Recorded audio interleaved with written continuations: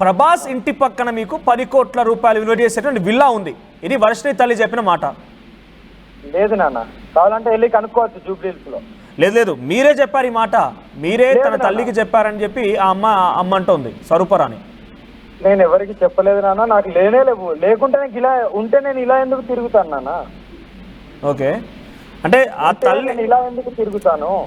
Okay, కానీ అదే ఇంట్లో కూర్చొని హ్యాపీగా ఉండొచ్చు కదా.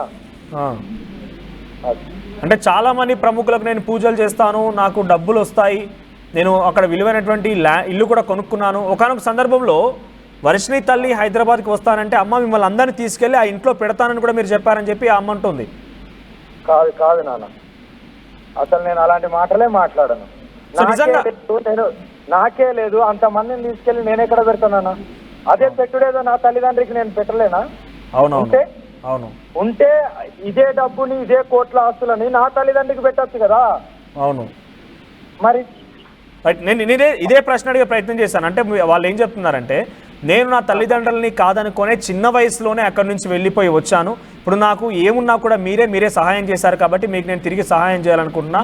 ఆ విల్లాలో మిమ్మల్ని ఉంచుతానని చెప్పి మీరు వాళ్ళకి హామీ ఇచ్చారట. సరే, ఇక్కడ ఒక విషయము, ఒకవేళ కనుక మీపైన ఆరోపణలు చేయాలనుకుంటే ఇంకా ఏదైనా ఆరోపణలు చేయొచ్చు వాళ్ళు. కానీ ప్రభాస్ ఇంటి పక్కనే విల్లా అనే విషయాన్ని ఎందుకు చెప్పాల్సి వస్తుంది వాళ్ళు?